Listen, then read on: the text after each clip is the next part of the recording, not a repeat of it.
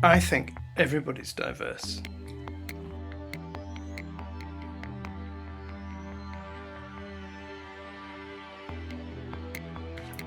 Neurodiversity itself isn't really the issue, even though it often appears to be.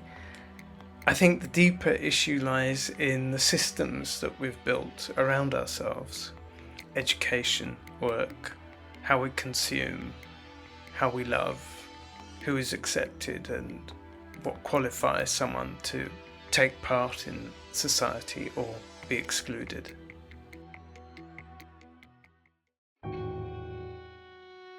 I think we've really outgrown many of the systems that run society. I think the systems themselves are self-protecting, self-sustaining. Ironically, individuals will sacrifice themselves to maintain them, to fit in, often at great personal cost, because their belief in the system becomes stronger than their belief in their own worth.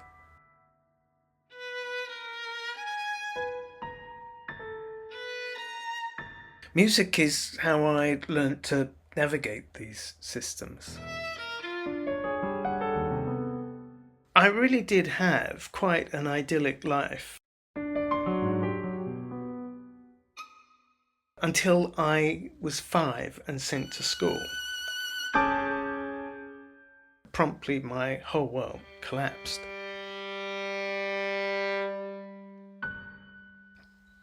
"12 long years later, I realised I had survived it. But then, of course, came the world of work, which was in many ways like school, except much, much worse. Nature made sense to me. Human nature often didn't. So I think music became the way I processed the world. My first proper job was with a stockbroking company, which everybody thought was an amazing achievement. However, I felt like a complete stranger in a very strange land, and after not too long left it. And then for the next couple of years I just ran through a succession of jobs that became less and less interesting until I finally realised that the world of work and me were never going to be a good fit.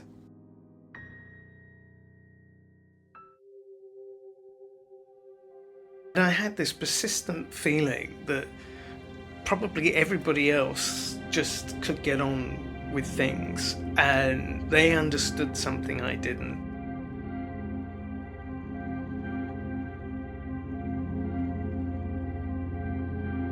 What I saw as my own ineptitude and impracticality led me into the quite precarious world of squatting.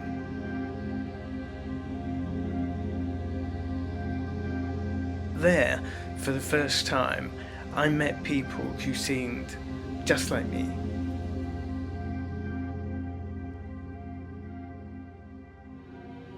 Pretty much everyone was busy. They were painting, they made art from things they found in skips, wrote music, plays, stories, and that's kind of where I fitted in.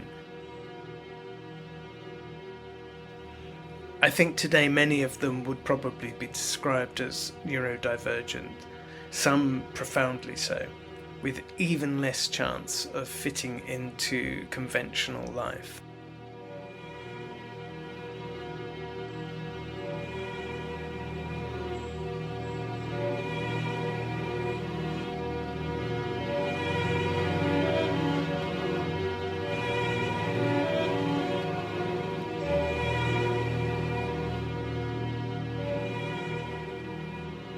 Discovering there were others like me didn't exactly give me strength, but it did create a kind of resilience in numbers. Living in the centre of the capital, we were also close to the city's darker edges, both victims and perpetrators. We lived cheek by jowl with the world of junkies and gangs and sex workers.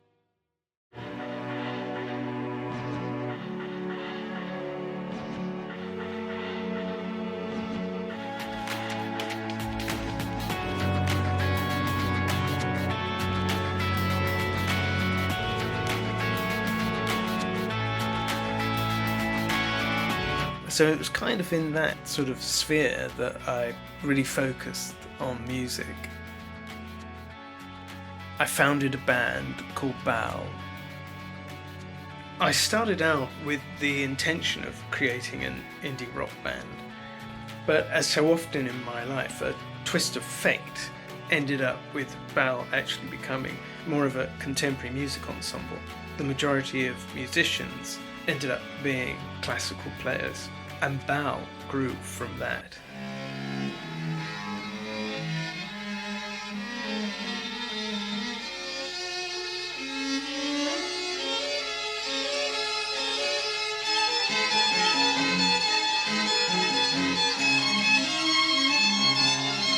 We performed in a really broad range of venues. I mean, we were playing in the Rock Garden, the South Bank, pubs, rock clubs, art centres, the Barbican, Edinburgh Fringe, and Ronnie Scott's.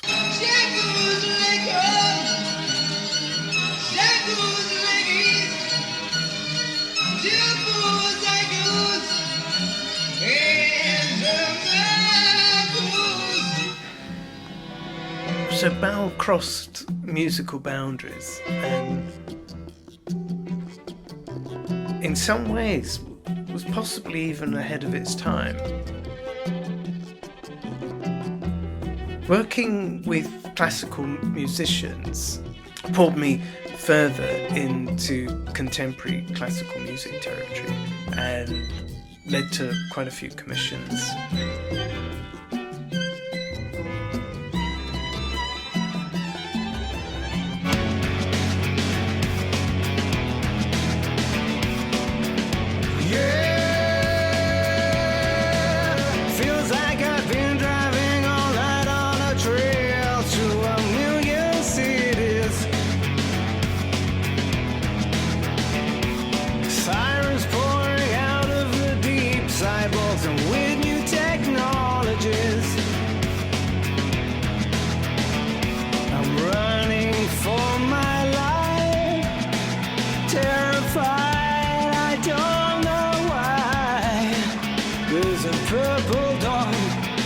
Tomorrow never arrives.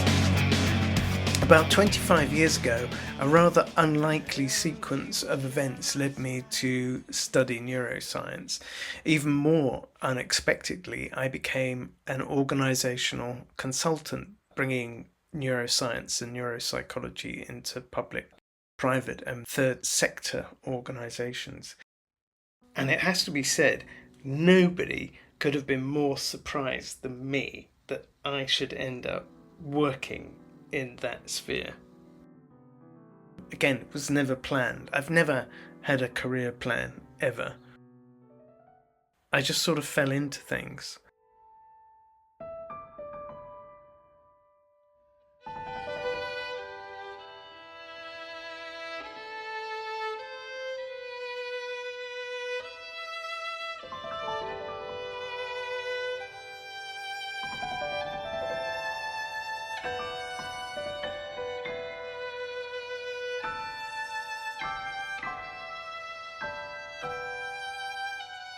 I think one of the biggest surprises was when I began speaking with CEOs and senior leaders, many of them describing a deep sense of unfulfillment.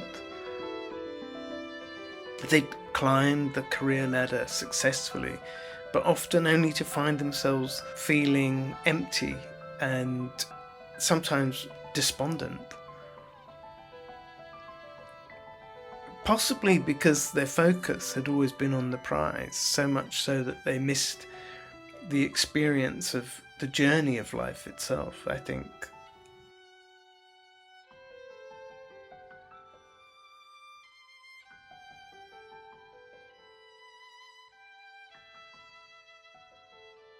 What I realised was this: these people who had managed to fit into the system when they were young found the rewards of fitting in came at enormous personal cost further down the line.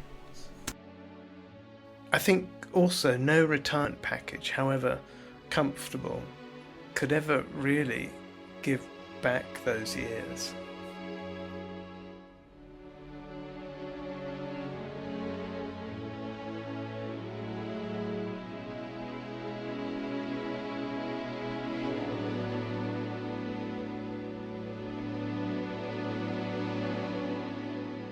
I'm very interested in AI and what that may mean for diversity.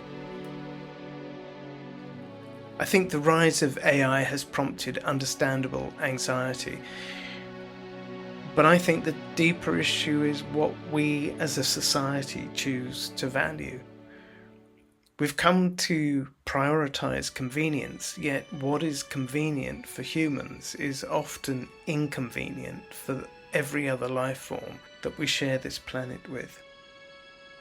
We've begun also to prioritize recognition over merit, rewarding shortcuts to outcomes rather than the process and experiential learning that shape real understanding and, I think, satisfaction. I think if speed and output are valued above human development, then any technology will feel like a threat. But if we value the slow formation of craft, the growth of individuals through creative process, and the unexpected discoveries that emerge from sustained practice, then technology may serve us rather than replace us. AI is not the first radical technology to unsettle society, and it won't be the last. The creation of transformative tools with seismic consequences is both inevitable and nothing new. The real question is, can our collective intention guide these technologies towards deeper value and richer human experience?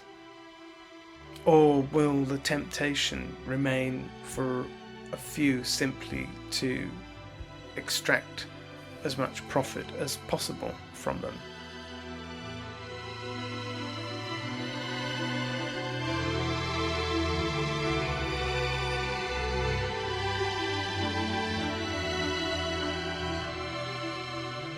Perhaps in the end, whatever choice we make will say more about us than the machines that we create.